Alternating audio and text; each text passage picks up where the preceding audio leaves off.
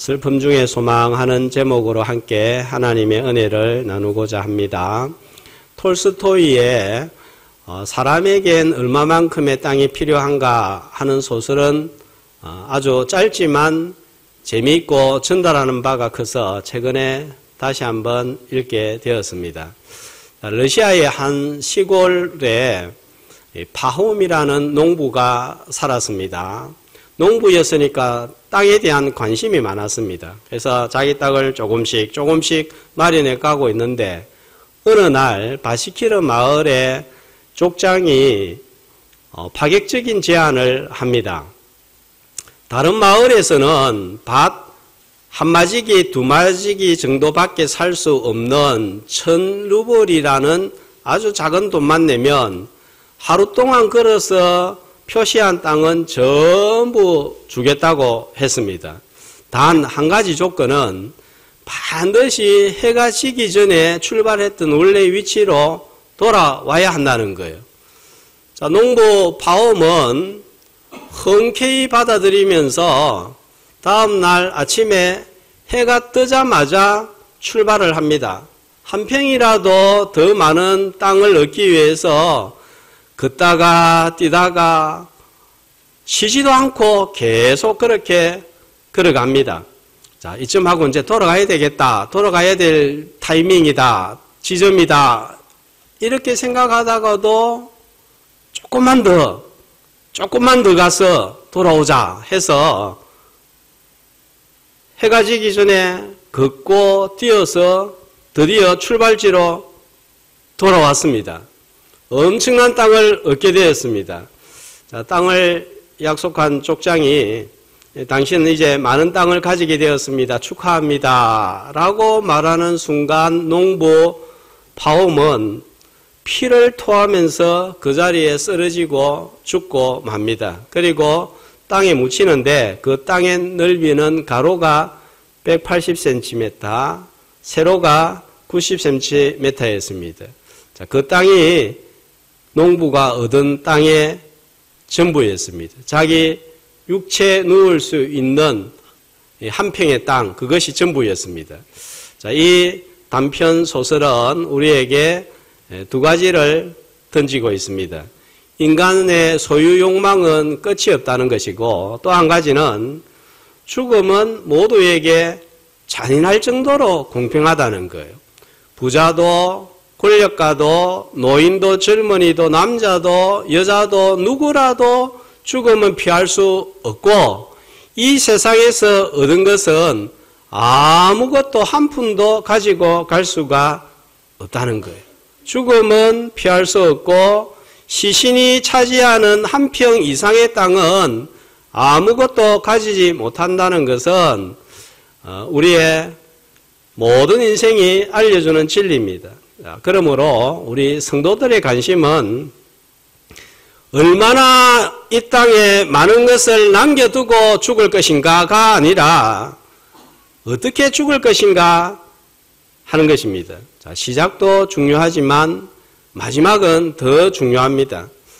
대단하게 태어났지만 비참하게 죽는 인생이 있는가 하면 절망적으로 태어났지만 소망으로 인생을 마무리하는 자가 있습니다.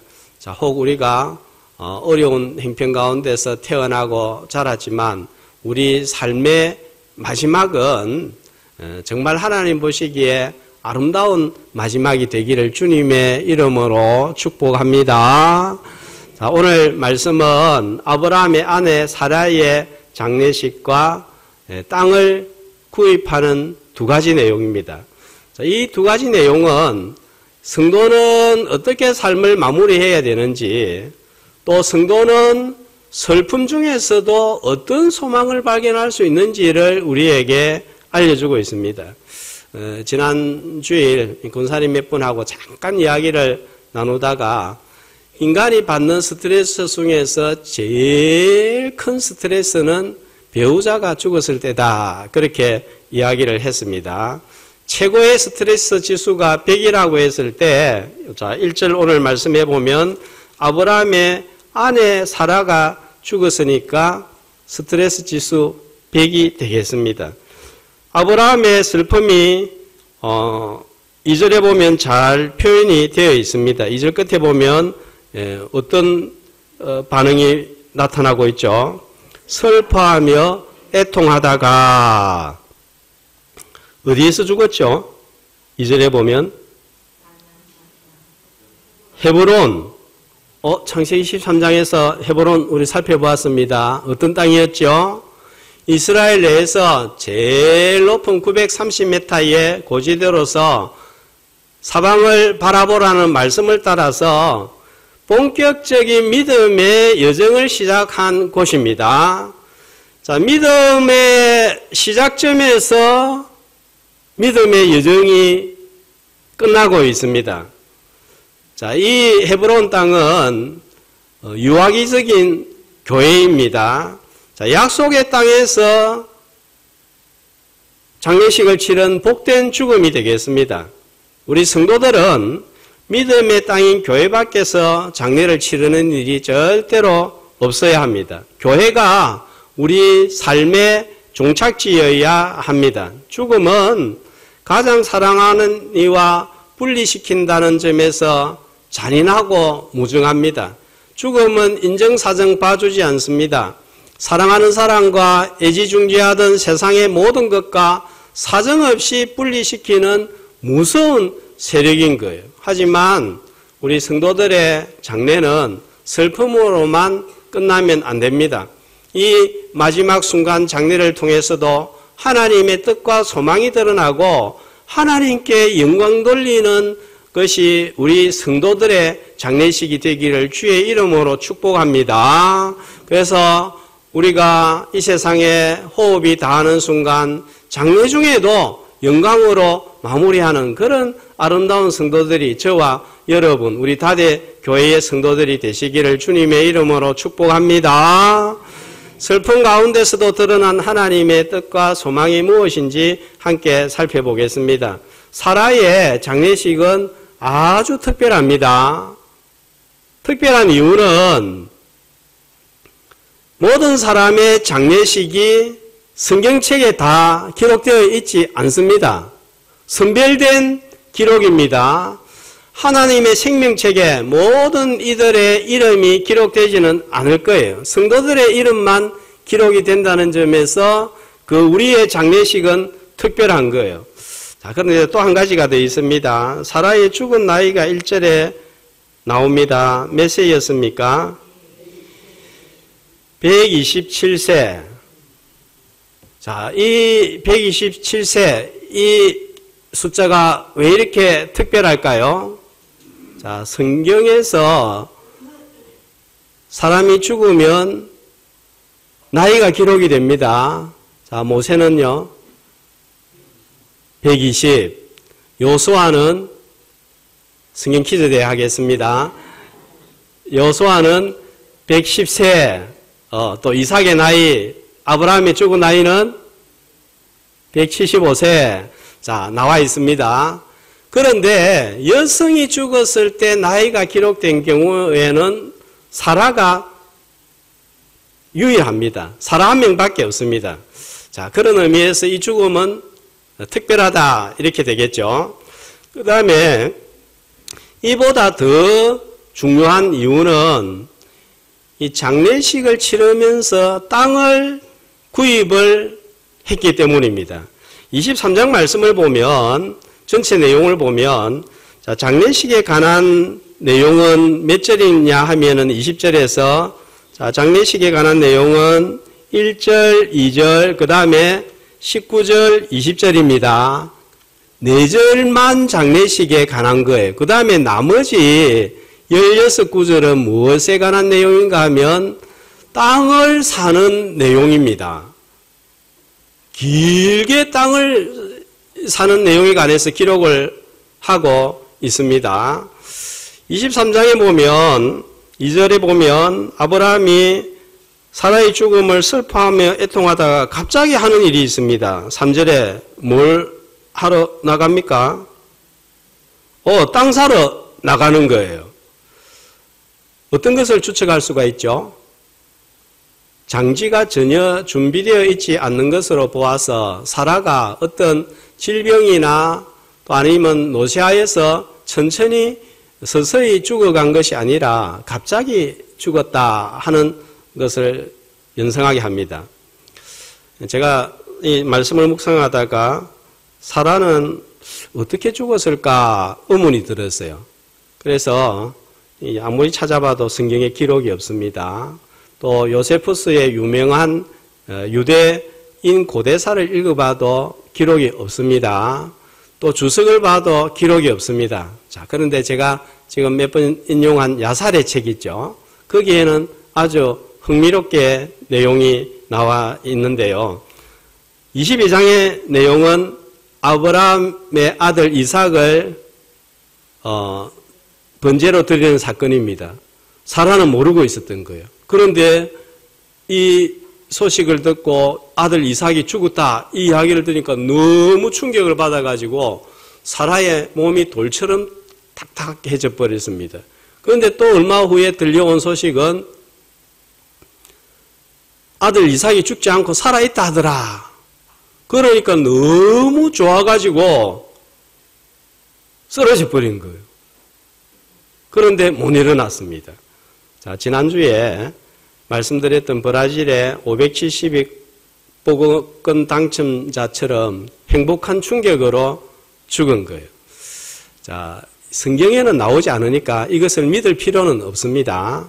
제가 말씀드리고 싶은 것은 갑작스럽게 죽은 것으로 추측이 되고 매장지가 준비되어 있지 않다가 땅이 한 평도 없다가 아내의 장례로 인해서 아브라함이 가나안 땅에서 처음으로 땅을 구입하게 되었다 하는 점입니다. 자, 사라가 127세라면 가나안 땅에서 몇 년을 살았죠?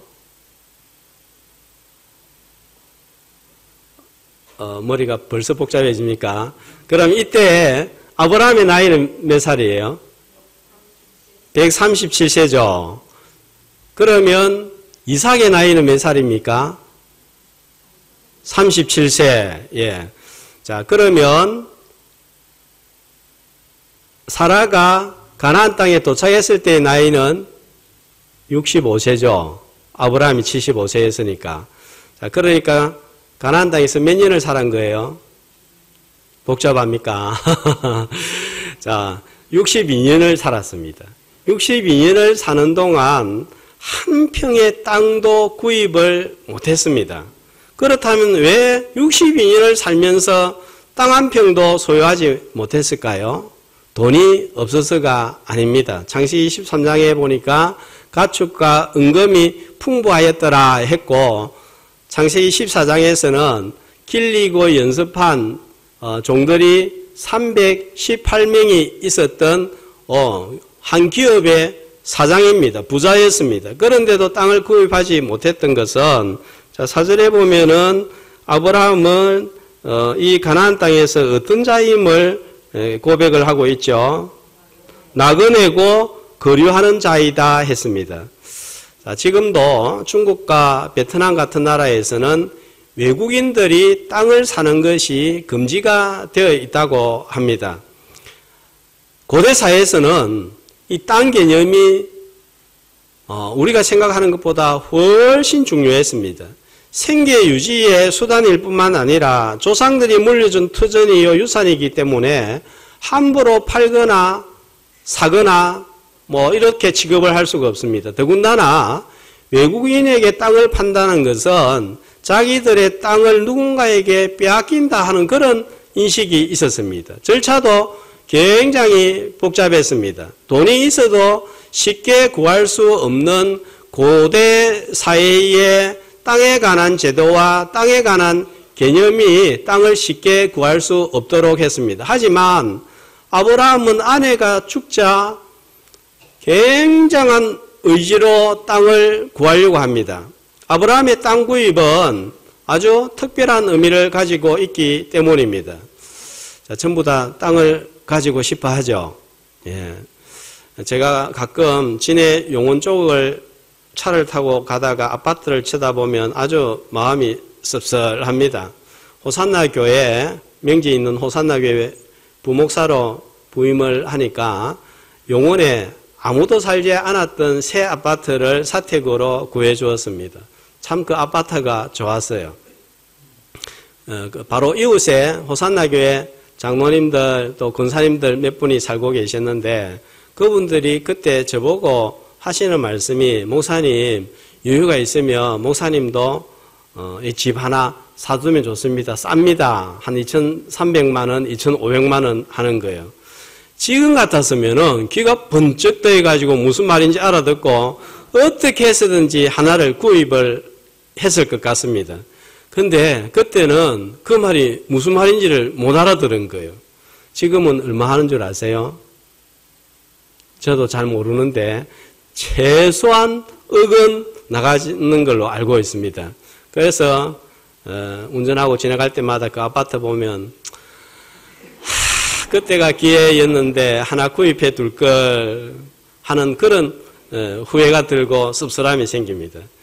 다 땅을 사두려고 하고 집을 살려고 하는 목적은 시간이 지나면 이윤을 얻고자 하는 저 같은 마음이고 목적이고 의도이지 않습니까? 그러나 아브라함이 땅을 구입한 것은 이런 의도 목적이 아니에요. 이런 목적으로 땅을 구입했다면 성경에 땅 구입하는 사건을 이렇게 길게 기록하지는 않을 것입니다. 오히려 아브라함은 많은 손해를 보고 이 땅을 구입을 합니다.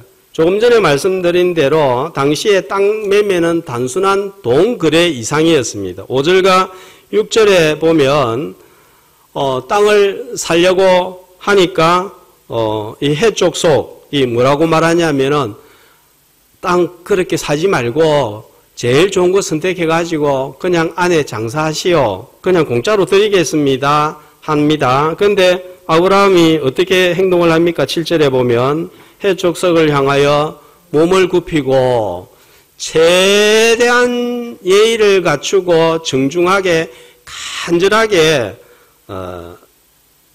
너무 고맙고 감사하지만 그렇게 호의를 베푸는 의도는 알겠지만 나는 이 땅을 꼭 구입을 돈을 주고 사겠습니다. 그렇게 9절에서 이야기를 합니다. 그러니까 또 에브론이 해쪽 속 이 에브론이 10절과 11절에 보면 그리 말고 그냥 장사를 하세요. 그냥 다시 공짜로 주겠다고 합니다. 또 12절, 13절에 보니까 아브라함이 또 어떻게 합니까? 또 몸을 굽히는 거예요.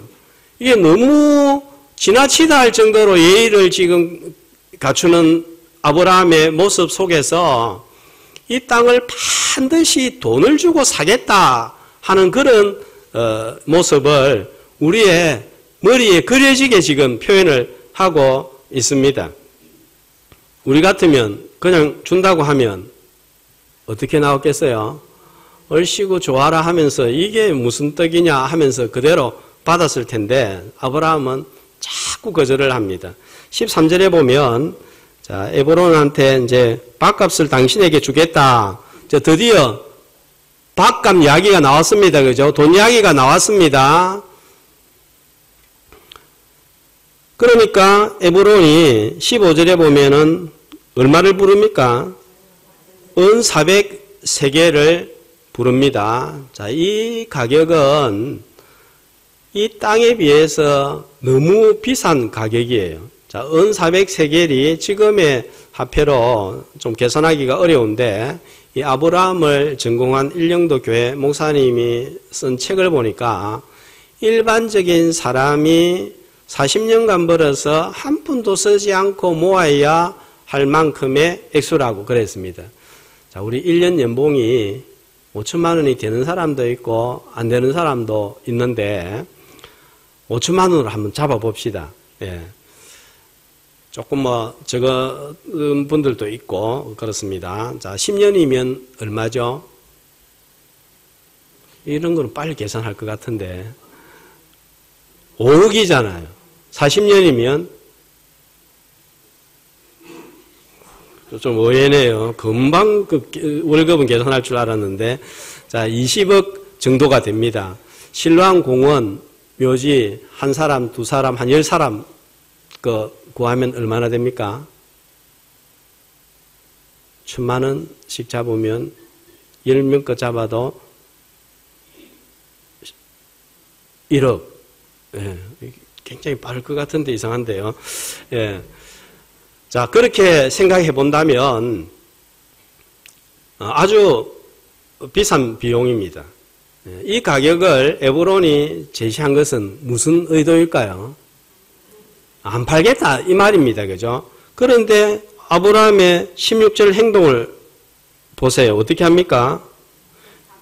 에브론의 말을 따라 에브론이 헷 족속이 듣는 데서 말한 대로 듣는 데서 그 자리에서 흥정도 안 합니다. 우리 같으면은 디스카운트 400세겔이니까 300세겔, 200세겔 뭐 이래 할 텐데 전혀 없습니다. 바로 지불을 하고 삽니다.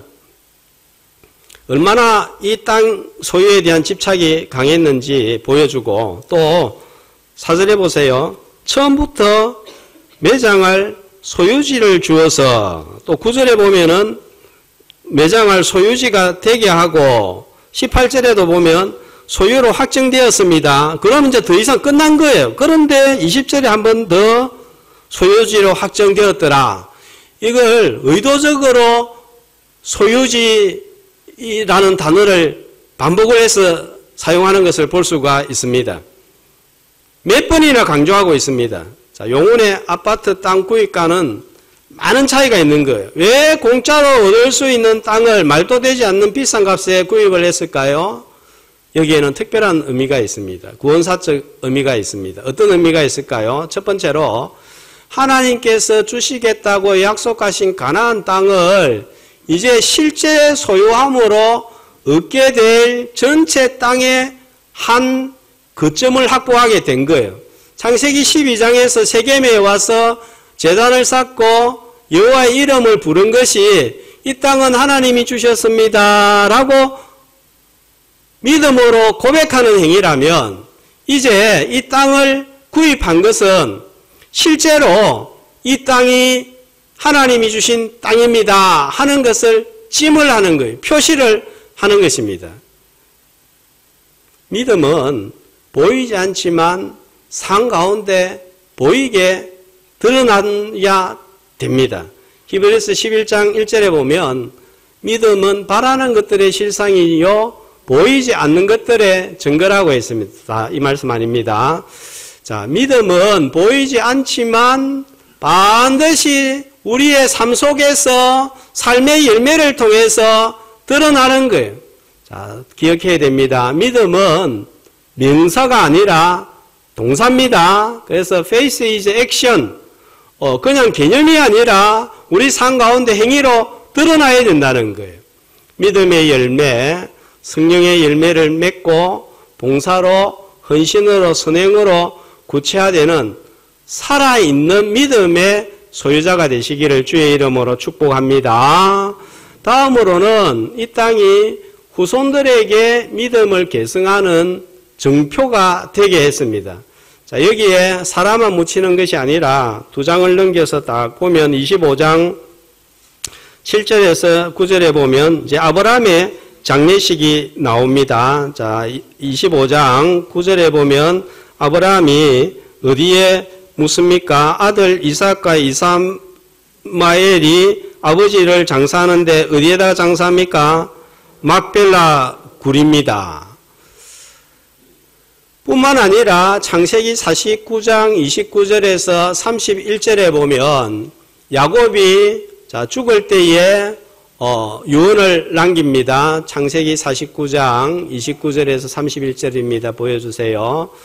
자, 야곱이 유언을 남기면서 어떤 말을 하냐면은 할아버지와 할머니 아브라함과 사라가 어디에 장사되었단 말이에요?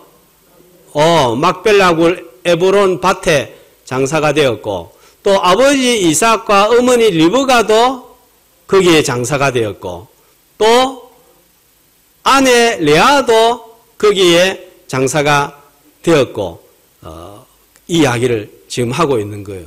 계속해서 이 장례식 이야기가 많이 흐르고 있습니다. 손자 야곱도 할아버지가 구입한 언약의 땅을 기억한 거예요. 창세기 50장 7절에서 13절에 보면 이제 야곱의 장례식 모습이 또 나옵니다. 자, 여기에 보면은 누가 이 장례식에 참석을 했는지 참석자들 명단이 나옵니다. 자, 누가 요셉 아버지 장사로 올라갈 때 누가 참석을 했습니까? 바로의 모든 신하와 궁의 원로들과 애굽 땅의 모든 원로와 오늘날로 말하면 국무위원들, 장관들, 그 다음에 국회의원들 다 이 장례식에 올라간 거예요. 그러니까 이 장례식이 엄청나죠. 올라갔는데 그냥 올라가지 않습니다. 뭐가 따라갑니까? 병거와 기병이 따라갑니다.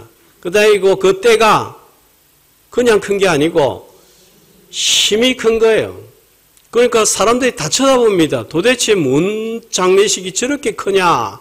자, 그리고 그를 미어다가 어디다가 장사를 합니까? 마므레 앞 막벨라 굴에 장사하였으니.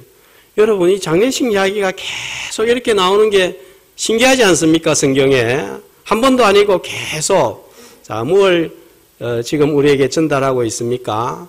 할아버지의 신앙을 아들도 손자도 기억했다. 그런데 여기에서 끝나는 게 아니에요.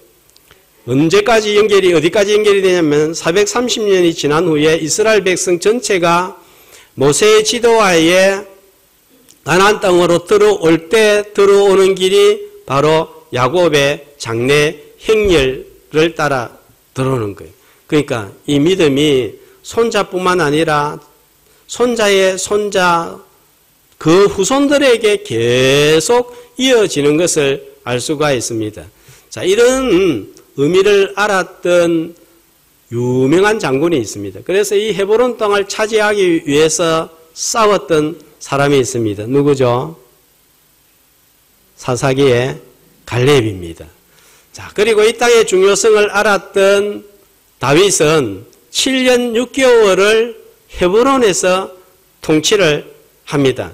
그만큼 이 믿음의 개성이 중요한 거예요. 그래서 믿음은 나만 믿고 끝나면 절대로 안 되는 거예요. 가족이 믿고 자녀가 믿고 자녀의 자녀가 믿어야 되는 거예요. 저는 우리 교회에 3대가 출석하는 믿음의 가정들을 볼 때 얼마나 귀하고 감사한지 모르겠습니다. 하나님 4대도 출석하게 하시고 5대도 출석했으면 너무 좋겠습니다 하는 마음이 듭니다.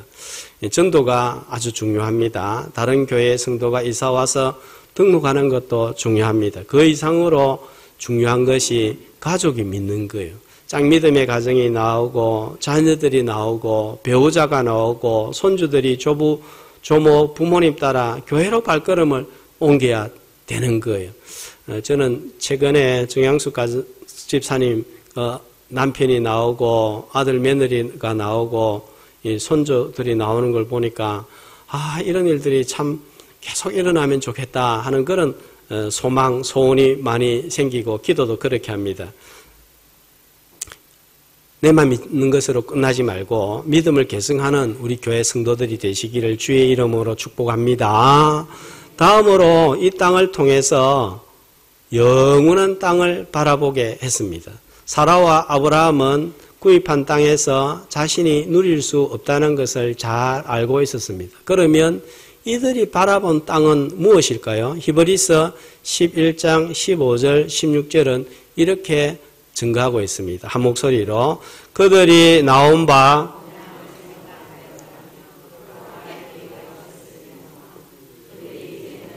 나은 본향을 사모하니 곧 하늘에 있는 것이라. 이러므로 하나님이 그들의 하나님이라 일컬음 받으심을 부끄러워하지 아니하시고 그들을 위하여 한 성을 예비하셨느니라. 자, 오늘 말씀해 보면 본향이 두 번이 나옵니다. 자, 첫 번째 고향은 어디를 말하죠? 나온 바 본향이니까 육신의 고향 갈대아 우르입니다. 그거 생각했으면 나이가 들었을 때 돌아갔을 거예요. 그런데 보니까 또 한 가지 더 고향이 나옵니다. 어디입니까? 더 나은 본향. 이거는 하늘에 있는 것입니다. 성도의 삶은 죽음 이후에도 계속됩니다. 바로 새하늘과 새 땅입니다. 이 영원한 땅을 위하여 영생을 주시려고 주님이 이 땅에 오시고 죽으신 거예요. 그래서 하나님이 세상을 이처럼 사랑하사 독생자를 주셨으니 이는 저를 믿는 자마다 멸망치 않고 영생을 얻게 하려 하심이라. 영생이 필요한 이유는 영원한 땅을 얻기 위해서입니다. 여러분, 에브론은 많은 돈을 얻었지만 영원한 땅을 얻지는 못했습니다. 은 400세겔이 영원한 땅에서 얼마나 가치가 있을까요? 자, 그 금액이면 이 땅에서는 큰 돈입니다. 아브라함은 어떻게 보면 400세겔 중에서 300세겔 이상은 손해를 보았을지 모릅니다. 하지만 그 값을 지불하고 영원한 땅을 얻었습니다. 아내의 슬픈 장례식이 약속의 땅을 구입하여 믿음을 후손에게 계승하고 영원한 땅을 바라보게 하는 그 보이지 않는 믿음이 이 땅에서 구체화되고 현실화되는 기회가 된 거예요. 그것이 바로 슬픈 장례식을 통하여 일어났다는 것입니다. 자, 24년을 생각하면 슬픔과 아픔, 눈물과 고통으로 얼룩준 순간들이 많이 있었을 것입니다. 자, 그런데 그 슬픔과 고통으로 얼룩지게 내버려 두면, 그렇게 끝나게 되면 이것은 의미가 없습니다. 오히려 지나간 아픔과 슬픔이 그것 때문에 내가 하나님의 사람으로 또 하나님의 뜻을 이루는 도구로 승화되어서 나아갈 때 거기에 의미가 있고 다가오는 새해는 소망이 있는 것입니다. 슬픔과 아픔과 눈물로 얼룩진 시간들이 승화되어서 소망의 시간, 소망의 사건으로 새해를 맞이할 수 있기를 주님의 이름으로 축복합니다. 자, 어떻게 해야 슬픔과 아픔을 하나님의 뜻과 영광을 드러내는 소망으로 이끌어갈 수 있을까요? 가만히 있는데 그렇게 되지 않습니다. 자, 23장 9절을 보시면 아브라함이 이 땅을 그냥 구입한 게 아니에요. 어떻게 구입을 했습니까? 뭘 주고 구입을 했습니까?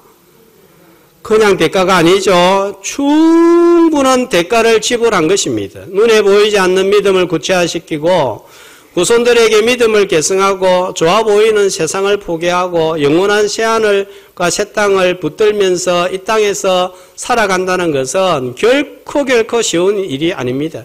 충분한 대가 지불이 있어야 됩니다. 은혜는 받고 싶은데 기도하는 시간이 없고 예배를 소홀히 한다면 은혜의 삶을 살 수가 있을까요? 새벽기도, 주일 성수, 성탄 감사예배, 송구영신예배, 신년 새벽기도에 선교지와 교회와 학교 건축, 교사, 재정부, 식당, 차량, 방송실, 안내, 수전, 반주, 지휘, 공기도 예배 순서 지키는 것, 수도 기도회, 오예배에 참석하려고 하면 시간, 육신, 물질, 신신함이라는 대가 지불이 없이는 가능하지 않습니다. 더군다나 1년, 2년 하고 졸업하는 것이 아니라 평생을 해야 되는 거예요. 결코 쉬운 일이 아닌 거예요.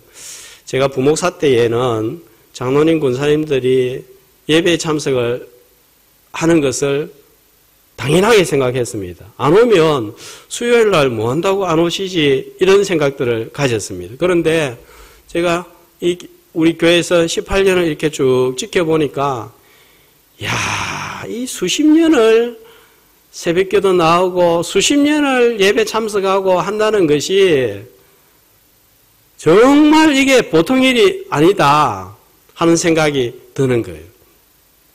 요즘 교회의 유급 직원들이 노동청에 고발하는 일들이 지금 많아지고 있다고 합니다. 특별히 차량 봉사자들, 관리집사 같은 분들이 근로자로 인정이 되면서 이제 마음에 들지 않으면 고발을 해버리는 거예요. 어떤 교회는 관리집사가 노동청에 고발을 해서 교회가 8천만 원을 변상을 했다고 합니다. 그것도 디스카운트 해가지고 합의를 관리집사가 봐줘가지고 8천만 원이라. 원래는 1억이 나왔는데 봐줘가지고 8천만 원에 그렇게 합의를 봤답니다. 과거에 생각하는 봉사 이미지가 성김이 아닙니다. 소문으로 들었는데 교역자가 새벽기도 하는 것도 수당을 요구했다고 합니다. 자, 그렇게 따진다면 우리 교회 성도님들, 집사님들, 권사님, 장로님 제일 심하게 고발을 해야 될 것 같아요. 한두 달도 아니고 평생을 수고하고 봉사하는데 보상이 없습니다. 오히려 손해를 보고 가슴이 멍이 들기도 합니다. 앞으로 고발할 겁니까? 안 할 겁니까? 고발을 하면은 대표자가 가서 다 진술을 해야 되는 거예요. 자, 우리가 이렇게 봉사할 수 있고 예배의 자리에 나오는 것은 하나님이 건강을 주시고 물질을 주시고 재능을 주셨기 때문입니다. 그러면 우리의 고백이 무엇입니까? 하나님이 주신 것으로 받은 것으로 드렸을 뿐입니다. 무익한 종입니다. 이렇게 섬길 수 있었던 것이 은혜요 감사입니다. 죄인 중에 개수를 사용하여 주시어서 감사합니다. 이것 말고는 우리가 할 말이 없는 자들이에요. 슬픔 중에도 충분한 대가를 지불하는 삶으로 마지막 때에 우리의 믿음이 현실화되고 후손들에게 믿음을 계승하고 새하늘과 새 땅을 붙들므로 하나님의 뜻과의 영광을 드러내는 소망의 삶을 살아가는 성도의 인생이 되시기를 주의 이름으로 축복합니다.